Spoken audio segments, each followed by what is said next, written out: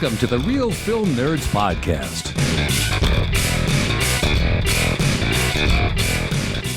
Welcome, fellow movie buffs, to an exciting, incredible, actually probably the most depressing episode of the Real Film Nerds Podcast to date.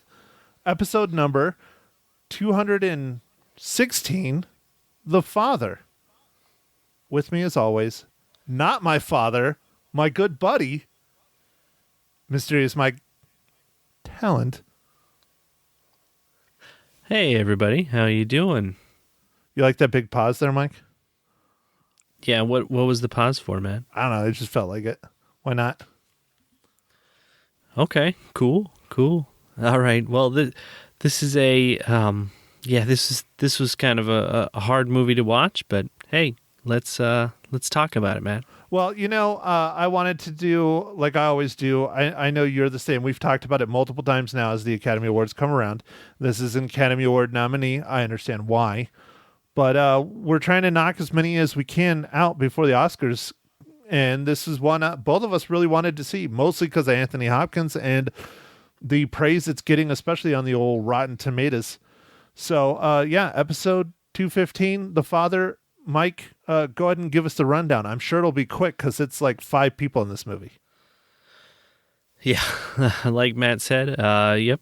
The Father, this was directed by Florian Zeller. Its writers are Christopher Hampton, Florian Zeller, and it is starring Anthony Hopkins, Olivia Colman, Mark Gatiss, and Olivia Williams. Okay, Mike, we've already discussed our first impressions a little bit, but go ahead and continue. It is a very, very good film, but it is depressing as hell, to say the least. Yeah. It's really interesting because it's all from Anthony Hopkins' character's perspective, and it just kind of keeps getting down. Like, there's lots of confusing moments. There's lots of kind of just confusion, and like there's different characters coming and going, and just you really don't know what's going on. And then as it starts to unravel and become more clear what's going on, it just continues to get, I don't know, sadder and harder to watch, because it's like you see somebody's mind kind of breaking down, and the confusion and the different things that happen with it. It's rough, man. It's rough. Well, I think the way they told the story was very, very good, which is why it's up for Academy Award. It's going to reflect in my rating for sure. They tell the story from the perspective of Anthony Hopkins, who plays the father, clearly is going through the stages of Alzheimer's, dementia. I don't know which stages they're in. They don't really explain that. They don't explain what time period it is. It's a very confusing film. And that's how they shot it, and that's how they told the story, which is very powerful. You don't know who's what. You don't know what's coming. You don't know what's going. You don't know which apartment you're in. You don't know. I mean, we can have a discussion on this movie for probably hours, just trying to figure out what he was experiencing and what was real and what was not. And hopefully we're not going to do that. But I got some philosophical thinkings I have on it as we get into the spoiler area. But Anthony Hopkins gives a performance of a lifetime. He was incredible. He's so good. I mean, I was just thinking back of the different roles he's done, Silence of the Lambs, incredible. One of my favorites, a lot of people don't talk about it because I guess most critics didn't like it, but it was Cuba Gooding Jr. played opposite of him in Instinct, another incredible role for Anthony Hopkins. And then you have him do something like this that's extremely emotional, extremely heartfelt, extremely sad, and he knocks it out of the park.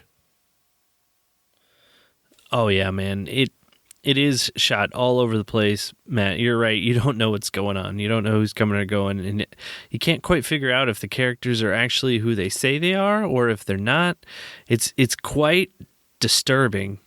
Like and like sometimes he just hears things open or people are coming into his apartment or whatever, and he's like he doesn't know what's going on, and you're just like, oh man, this is rough, man. And then, you know, as the movie progresses, you kind of find out some things. But yeah, it's rough. I don't even know if some of the things in it are real or not. Yeah, it was really well done though. The confusion and stuff, they nailed everything. And Anthony Hopkins, I'm pretty sure he's a shoo-in again. He's gonna get an Academy Award again. You think so?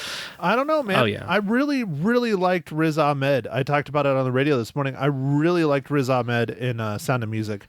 But again, I mean, Anthony Hopkins, I mean, that, I don't want to spoil it, but that final scene, oh, dude, that was gut-wrenching. Very gut-wrenching. You know, and they were successful. Like I was saying about, it makes you feel like you're the one that has Alzheimer's because the viewer is confused. You get angry at points. You get upset. You don't know what's going on. You don't know who's who. They really do make you feel like you're the one that is also experiencing Alzheimer's. And what a powerful, powerful way to tell a story. It was a really good way to tell a story. But at the same time, I feel like the audience for this is kind of limited. I don't know if I would recommend a lot of people see this because it's kind of tough to watch. And like, if you've ever had anybody in your family who's had Alzheimer's, it's even harder to watch because you've probably experienced some of these same things. I know my great-grandfather had Alzheimer's, and he thought I was my dad when I went to see him one time, and it was kind of confusing for me, and I was pretty little at the time. You know, he's my great grandfather. So, but it's just you never know. So I'm probably gonna have a hard time telling people to go watch it, but it is extremely good performances, and it was just really well done. And you're right, the praise for this movie is well deserved. I'm with you right there, Mike. My mom, you know, I'm sure you know this. I don't know. I think you do. I don't know if you ever met my grandfather, not the one that was in Tucson, but he had Alzheimer's. And it was mostly when I was in college. And it was very, very difficult on my mom and my dad, especially when they had to make the decision that the daughter ultimately makes in this film. It was just gut-wrenching for them. And I told my mom without a doubt, I was like, do not watch this movie. You will not be able to do it. And so it's sad she's going to miss out on such a great piece of art. But on the other side, I think it'll bring up feelings, emotions, and memories that will be too powerful for her right now. Yeah, you're right, Matt. I mean, there is a decision that is discussed in this. I don't know if we want to go into spoilers yet, man. I guess I need to ask you, Matt, what are you drinking right now, just so we can kind of get that out of the way, and then we can start talking about some of the things. I don't know if it's quite a spoiler, but, you know. Yeah, just to be safe. I understand, Mike. I understand.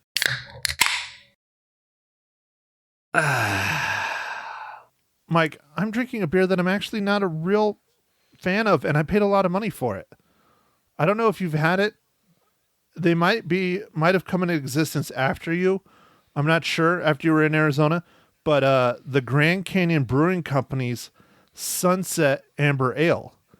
It's quite hoppy for an amber. It's extremely malty, but the biggest complaint I have about it is when you get about halfway through, you start drinking it and it's like all foam. Like it doesn't even taste like a liquid. It's just like foam. And I'm like, what is up with this beer? Now, I paid $15 for a 6-pack, so I'm going to drink all 6 beers. Don't get me wrong. But I don't know if I will pick this up again or not.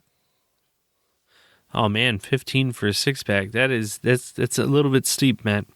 That's even for a guy who drinks IPAs like all the time.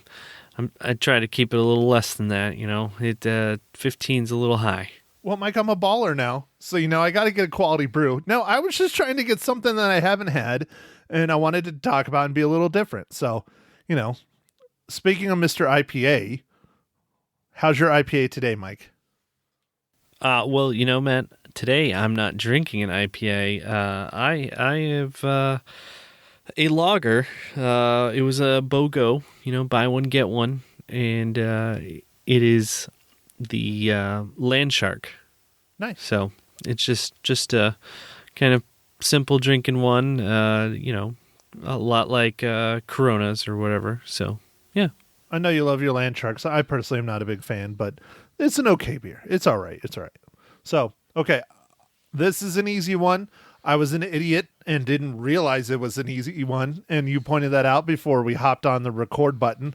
But, Mike, how does the Father relate to the Marvel Cinematic Universe?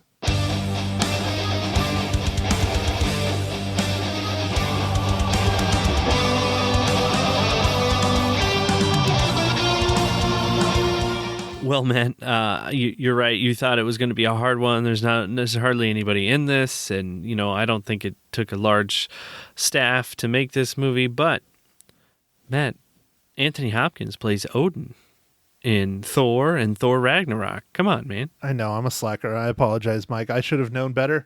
How dare I? Maybe it's because I was too caught up in the awesomeness that was Falcon and Winter Soldier episode number 4. I don't know.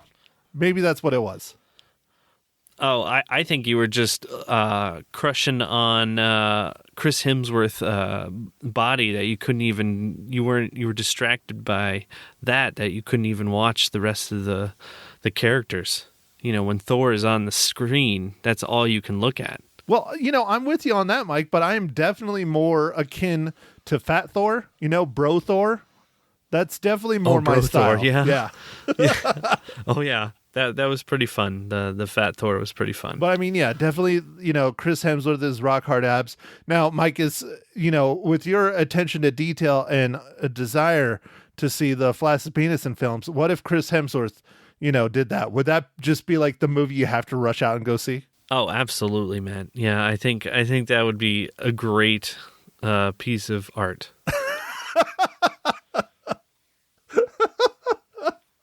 Oh, I love it, Mike. I love it. I love how we just keep that joke going.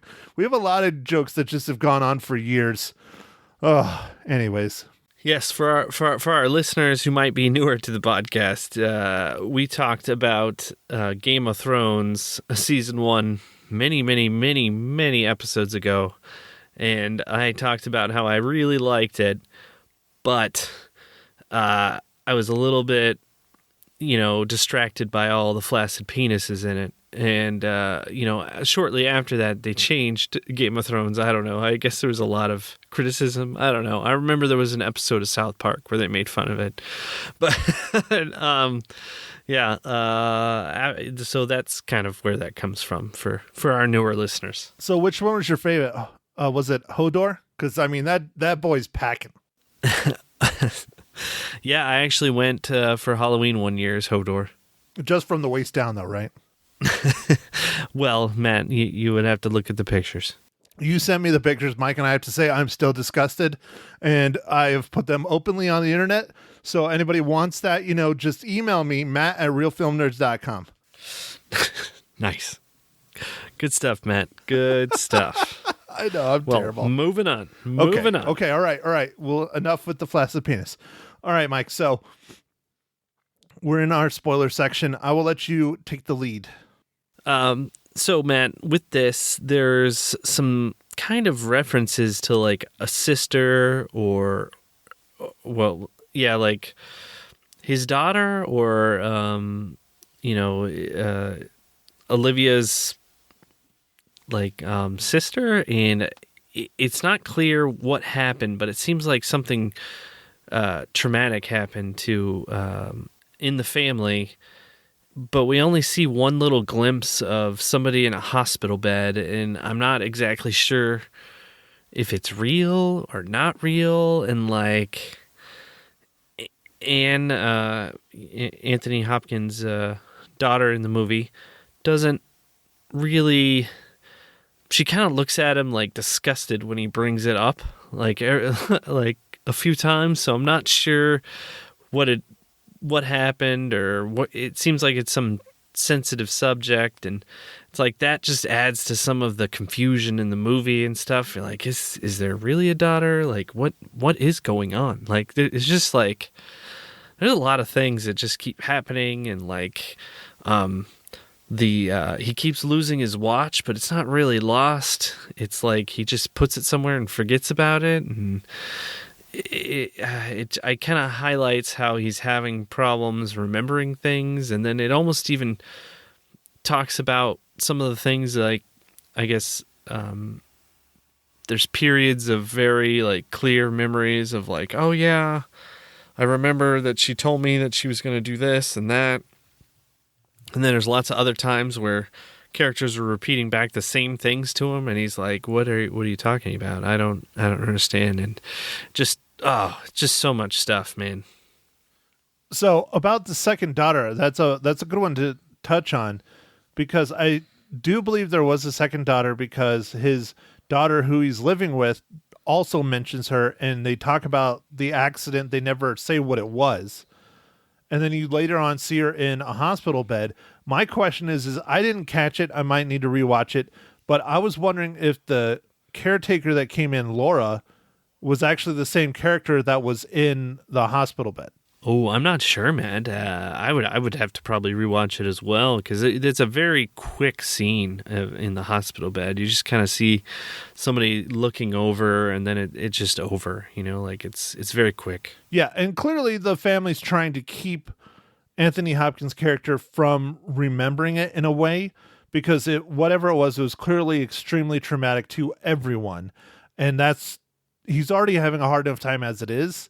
And they don't want to bring that up because it's going to make it worse. So like they just kind of ignore when he asks about his other daughter. Yeah. Yep. They do just kind of ignore it. There's a lot of things that he asks people kind of the same questions over and over and over again. Like you start to get like, what is just, why is he keep asking all these questions? And can't remember that his daughter Anne, is dating a guy, and he's actually extremely mean to her. He's like, "You," like it was, yeah, that was harsh, man. Remember when he was like, "You have a boyfriend? Are you sure?" Like it was bad, dude. Like I was like, "Dang." Yeah, he was pretty mean about it. And the real question is it? She said she was married at some points.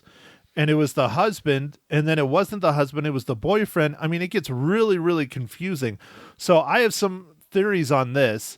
Like, for one, do you remember when the boyfriend is like hitting the father in the face, like he's slapping him? Yeah. Okay, that really bothered me. That really upset me. Here's my theory, Mike. Now, I'm going to get a little philosophical about what I think was going on in the whole movie. So the movie ends with Anthony Hopkins in a rest home, and you find out that two of the characters that are switching places with the daughter and the boyfriend are people that work in the care facility. So I'm thinking, this is just my thoughts, he's been in the care facility the entire time throughout this entire story, and he's remembering back. That is why the faces and names and everything are getting jumbled up, because he's getting it confused with his present day, even though he feels like he's living in his flat still. And so when there is, and this is going to be hard, especially for me, because I mean, I felt this is what happened to my grandfather. I feel like the guy that was slapping him in the face was not the boyfriend. I feel like it was the guy that was working at the care facility, trying to slap him out of whatever kind of thing was going on, or just blatantly abusing him. I thought there's a moment right at that end scene where he looks at him and kind of like is taken aback, like he remembers that he was abusing him or whatever, and then is thinking about it. In my mind, this is how good Anthony Hopkins is. In my mind, it looked like Anthony Hopkins was going to say something to the doctor lady or the other caretaker, I'm not sure who she is, and let her know that he's getting abused, but then he doesn't, because I think he doesn't trust himself. I got this all from a look. Dude, perfect. Yeah, I got the same thing. But it's real interesting when you start diving into it and thinking about it more and more and more about this movie and what's going on here and why these things are happening. Again, it's just a theory, but I think he might have been in the care facility through the entire story. I think you're right, man. I think it is. There's a shot that they do when they're pulling back from his room in the caretaker facility that is very similar to the flat that they kept showing throughout the movie. And I felt like the layout of the doors and stuff. So I felt like he's been in the facility for a long time, and I don't know how much time has passed. When he's remembering stuff about his daughter, like, yeah, I've got a boyfriend, I'm moving in with him, to like, I'm married and all that stuff. Like, I have no idea. It seems like some time has passed, but he has no reference for time anymore. Like, it's just, and maybe that's why he keeps losing his watch. I don't know. Like, maybe that's like a overall theme. Who knows?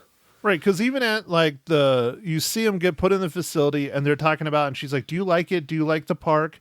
And then later, while he's in the facility, at the end, he jumps to the nurse saying, well, no, Anthony, you have been here for months.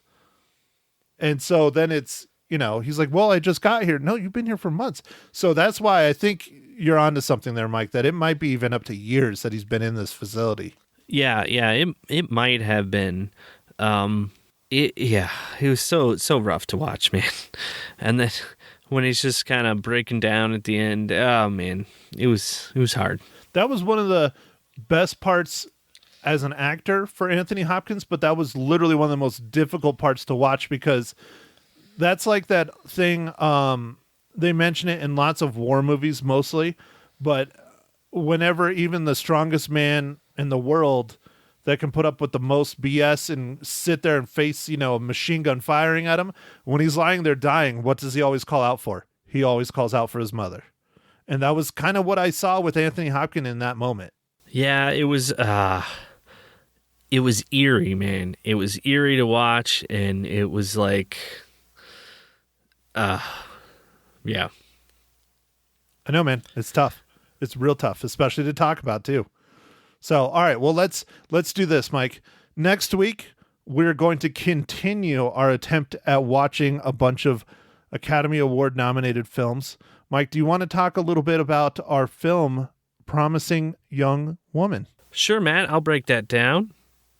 All right, so we're going to be talking about Promising Young Woman, and it is a movie about a young woman traumatized by a tragic event in her past, seeks out vengeance against those who crossed her path. So I love revenge movies, so this looks like right up my alley, Matt, just like you're saying.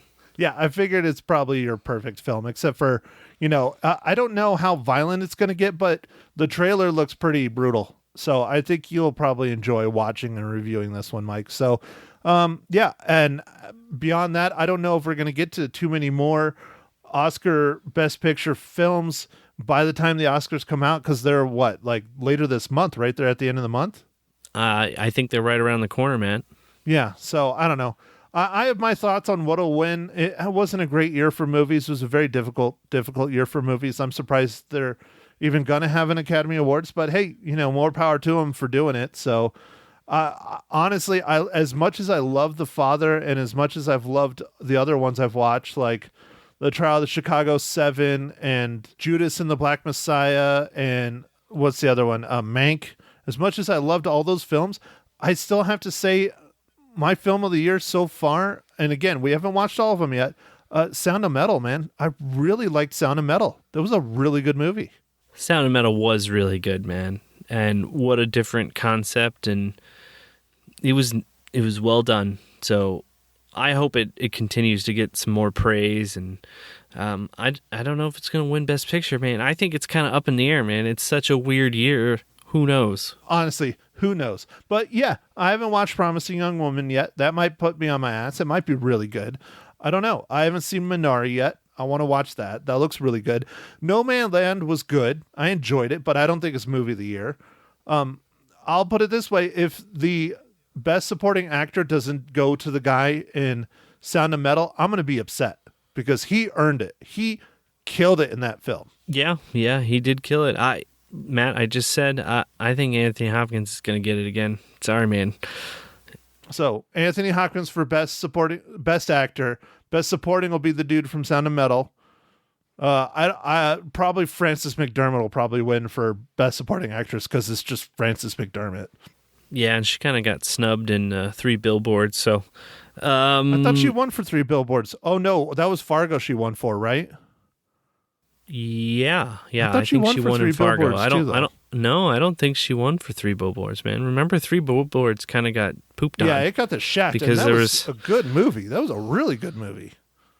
Because there was some controversy with something. I don't remember what it was at the time now, and they just basically wrote off the whole movie. Like, I don't think it got one award that it was nominated for out of a bunch.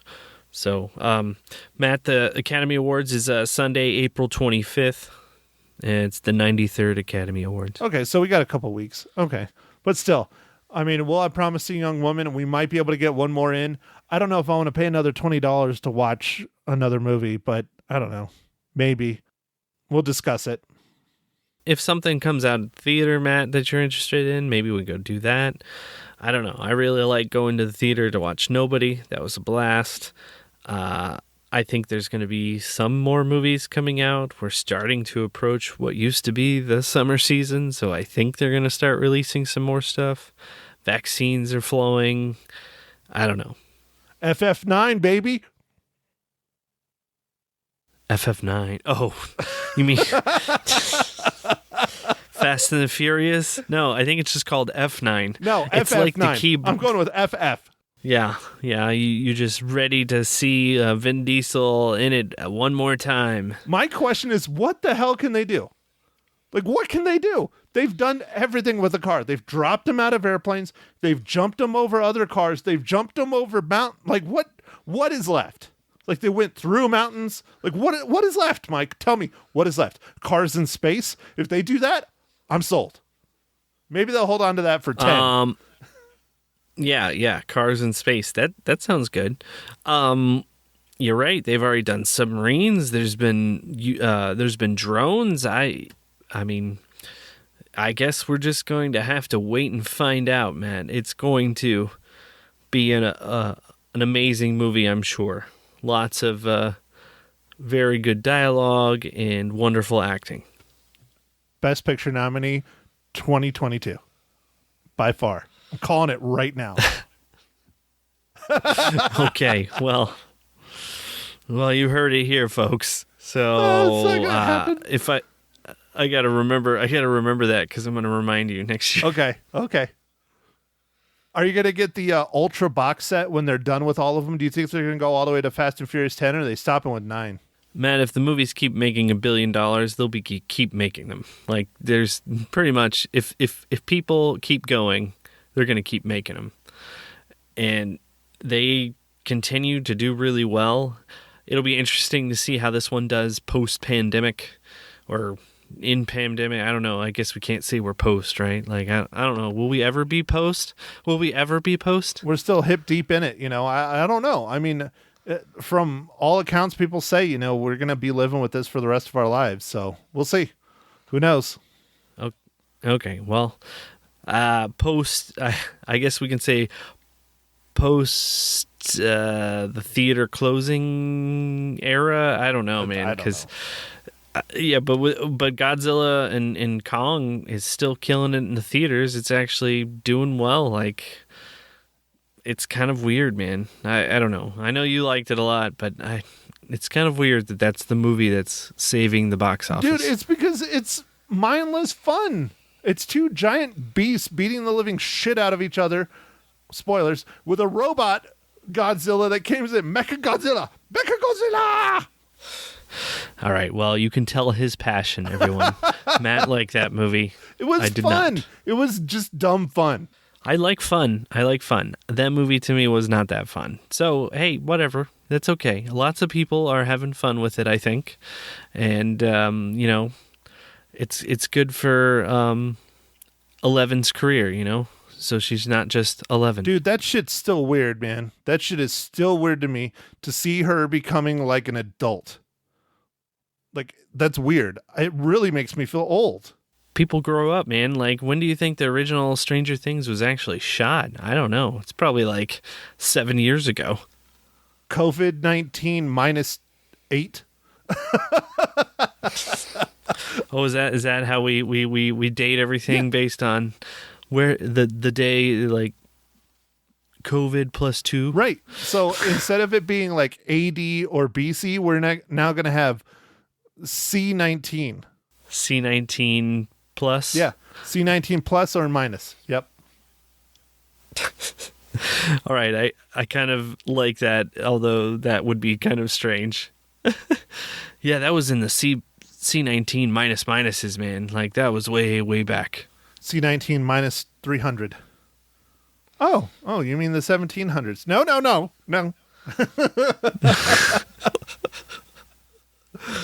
See, I'm onto something. I should call up Dr. Fauci. Be like, You should. what up, dog? I got something new for you.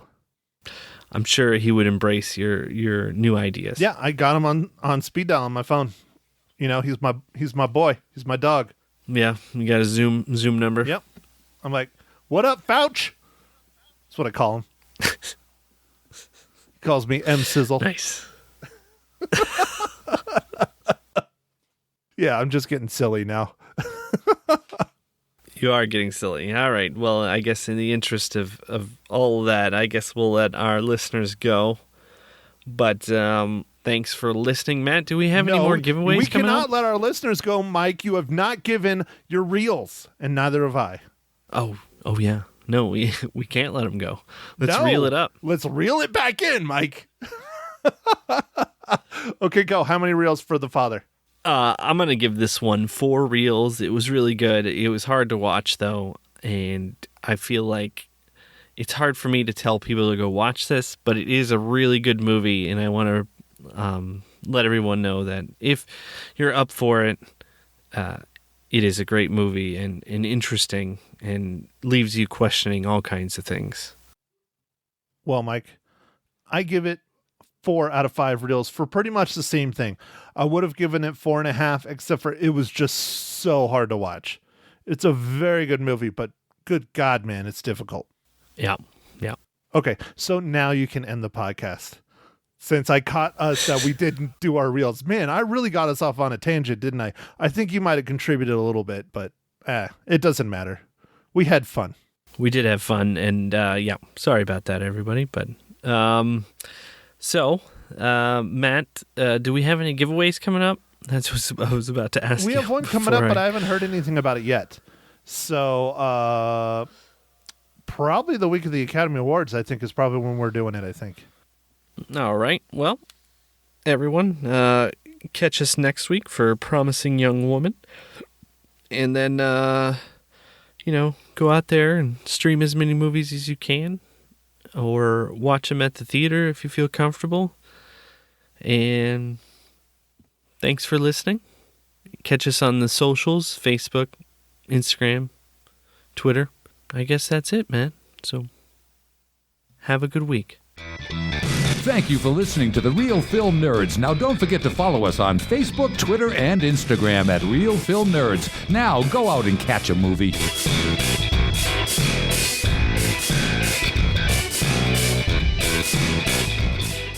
Good morning, Matt Hinshaw from the Real Film Nerds podcast. How are ya? Good morning. Lisa live and local from Magic 99.1. It's nice to hear your voice, Matt. How's it going? Oh, another day in paradise. How about yourself, young lady? Yep, absolutely. Another beautiful week on tap.